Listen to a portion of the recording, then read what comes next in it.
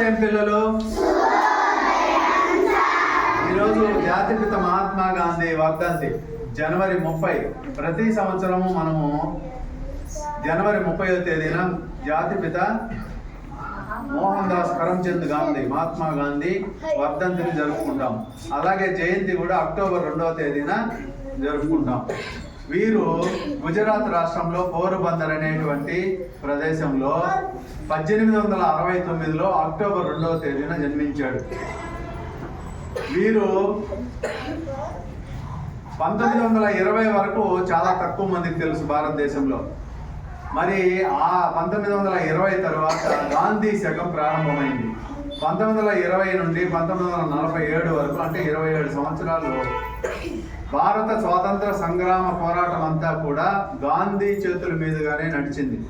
1932 ఆ ప్రాంతంలో 31, 32 ఆ ప్రాంతంలో 3 సంవత్సరాలు కూడా సత్యాగ్రహాలు జరిగాయి. దాంట్లో ఉప్పు సత్యాగ్రహం అనేది, దండి మార్చ్ అనేది జరిగింది. అంటే భారతదేశంలో మనకు వంటలకు వాడేటువంటి ఉప్పుని తయారు చేసుకోవడానికి బ్రిటిష్ వారి అనుమతి కావాలా, లేదా వాళ్ళు పన్ను వేస్తే ఆ పన్ను చెల్లించాలా అని చెప్పి ఉప్పు సత్యాగ్రహం ప్రారంభించాడు. దానికి వ్యతిరేకంగా, బ్రిటిష్ వారికి వ్యతిరేకంగా. ఆ తర్వాత 1942లో రౌండ్ టేబుల్ కాన్ఫరెన్స్ తర్వాత క్విట్ ఇండియా ఉద్యమాన్ని ప్రారంభించాడు మహాత్మా గాంధీ. క్విట్ అంటే వదిలిపెట్టు, మా దేశాన్ని వదిలిపెట్టి మీరు మీ ఇంగ్లాండ్కు వెళ్ళిపోండి అని చెప్పి పిలిపించారు. లక్షలాది మంది అలాగే తమ ఆస్తులు సంపదలు మొత్తం దారబోసి స్వాతంత్ర సంగ్రామం కోసం వెచ్చించి కోట్లాది మంది ప్రజలు రోడ్ల మీదకి వచ్చి క్విట్ ఇండియా అంటే భారతదేశాన్ని వదిలిపెట్టండి, ఓ బ్రిటిష్ పాలకులారా మమ్మల్ని వదిలిపెట్టి మీ దేశానికి పొండి అని చెప్పి ప్రకటించారు. ఎక్కడా కూడా ఈ సత్యాగ్రహంలో హింసకు తావలేదు. ఆయన చిన్నతనం నుండి అహింస మార్గాన్ని ఎన్నుకున్నారు. అంటే జంతువులను వధించడం చట్ట వ్యతిరేకము.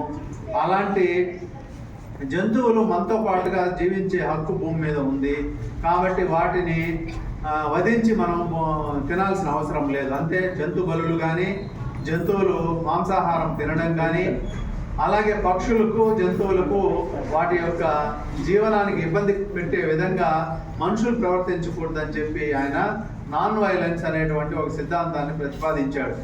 అంటే జీవహింస చేయరాదు. గౌతమ బుద్ధుడు కూడా అదే చెప్పాడు. జీవులను సంహరించి మనము ఆహారంగా భక్షించడం చాలా తప్పు అని.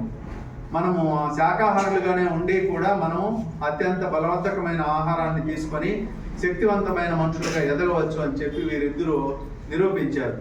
మరి చిన్నతనంలో మీలాగానే పాఠశాలకు వెళ్ళేటప్పుడు మహాత్మా గాంధీ వాళ్ళ నాన్నగారు ఒక కడియం వేశారంట. ఇక్కడ ఈ కడియము ఒకరోజు చూస్తే అంత ముక్క కట్ చేసుకునేసి ఉంటారు. అంటే దీన్ని తగ్గిపోయింది సైజు ఎందుకు తగ్గిపోయింది అని అడిగితే మహాత్మా గాంధీ వాళ్ళ అమ్మకు వాళ్ళ నాన్నకు నిజం చెప్పలేదంట.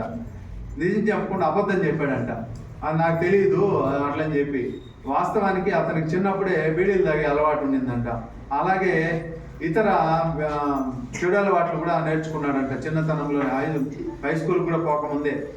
మరి ఒకరోజు వాళ్ళ తండ్రి గారు ఒక మార్వాడి షాప్కి వెళ్ళినప్పుడు, మీ వాడు ఈ విధంగా బంగారం తెచ్చి నా దగ్గర ఒక ముక్క కట్ చేసి దాంట్లో డబ్బులు తీసుకొని పోయినాడు, మిగతాది అట్లే ఉంది అని చెప్తే ఇంటికి పోయి అడిగితే అతను నిజం ఒప్పుకున్నాడంట. వాళ్ళ నాన్న అడిగితే నిజంగానే నేను మార్వాడి దగ్గరికి పోయి బంగారం ముక్కను కత్తిరించి నేను వాడుకున్నాను, కాబట్టి ఈరోజు నేను చేసిన తప్పును ఒప్పుకుంటున్నాను, నేను ఇంక మీదట జీవితంలో అసత్యమే పలకను, నేను ఎప్పుడూ నిజమే చెప్తాను అని చెప్పి చనిపోయేంత వరకు కూడా తప్పు చెప్పకుండా, ఒకవేళ తప్పు చెప్పాల్సి వస్తే మౌనాన్ని పాటించినటువంటి గొప్ప వ్యక్తి. అందుకే ఆయన జాతిపిత అని చెప్పి గొప్పగా కీర్తించారు మన దేశ నాయకులు అంతా కూడా కలిసి.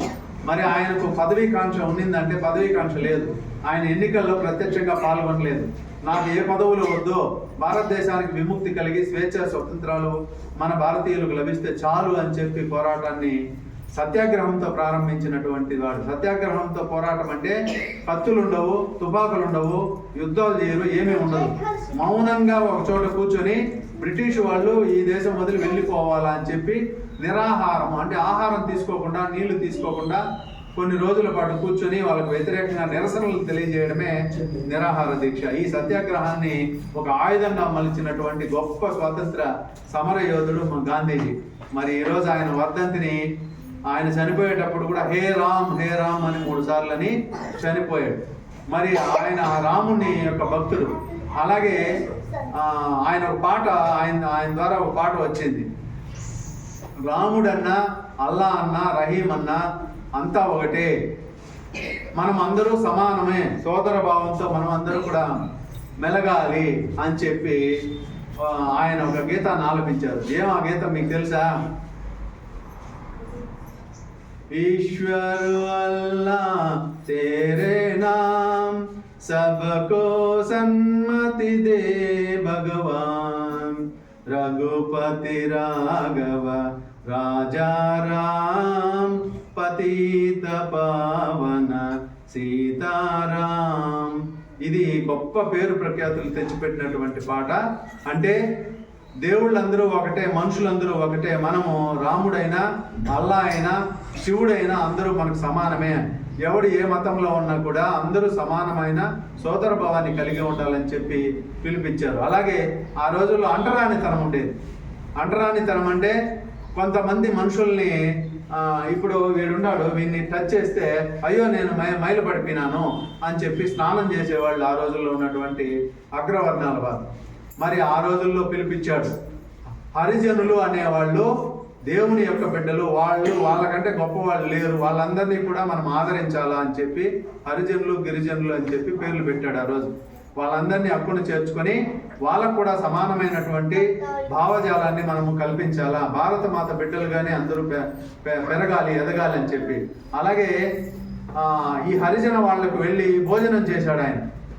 అంటే అంటరానితనం అనేది ఉండకూడదు, కుల వ్యవస్థ అనేది భారతదేశంలో నిర్మూలించబడాలంటే అంటరాని వాళ్ళు అనేవాళ్ళు ఎవరూ ఉండకూడదు, అందరూ సమానం అనేటువంటి భావాన్ని ఆయన ప్రకటించాడు.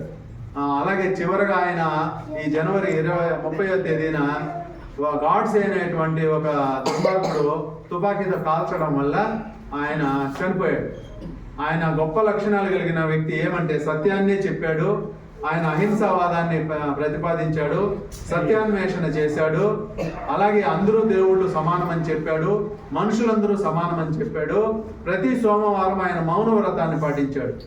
ప్రతి సోమవారం ఎవరు వచ్చి అడిగినా కూడా వాళ్ళు ప్రశ్న వేస్తే ఈయన పెన్తో జవాబు వచ్చి పేపర్ మీద రాసి చూపించేవాడు. ఆ రోజు ఎట్టి పరిస్థితుల్లో మాట్లాడేవాడు కాదు, అంత గొప్ప వ్యక్తి. మనం 2 నిమిషాలు ధ్యానం చేయమంటే కళ్ళు మూసుకున్న వాళ్ళు తెచ్చేస్తారు, మాట్లాడేస్తారు, అటు చూస్తారు, ఇటు చూస్తారు.